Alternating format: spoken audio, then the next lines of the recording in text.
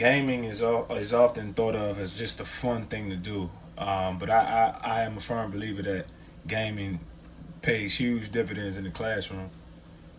I feel like gaming can help with motivation, interaction, attendance, student interest, communication, participation, and the list goes on and on.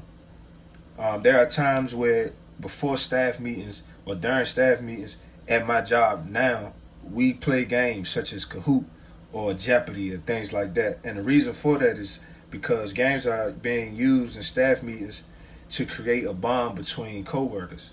I feel like when we play those games, we have conversations with people that we usually wouldn't have a conversation with.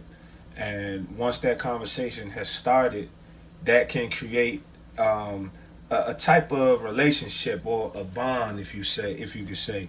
And I feel like with distance education and distance learning, that bond is needed much more, because students can become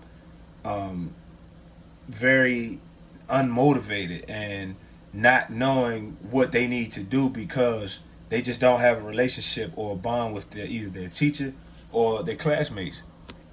A few things I got from the passages that were given was, one, I got a quote from Terry Anderson. It says, "Learning occurs in communities where the practice of learning is the participation in the community. A learning activity is, in essence, a conversation undertaken between the learner and other members of the community." So this goes back to what I was talking about with the games being played at my job. It's an opportunity to create a conversation and to create a bond.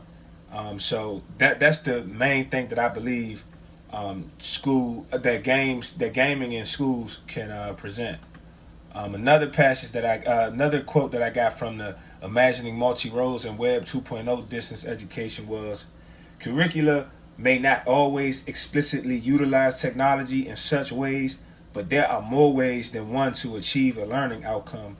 Are we engaging learners by ensuring their learning is personally relevant?"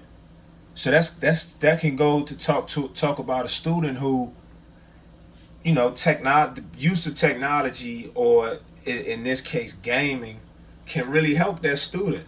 I have a funny story where I learned how to count by 7 by playing Madden. That's just one example of how gaming can really teach a student. And it doesn't have to be a video game. It can be a game where it's a questionnaire, or it's something that you have to work together to achieve a goal. I feel like that all comes into place with project-based learning or problem-based learning. All those things align together. So that's my stance on gaming in the classroom.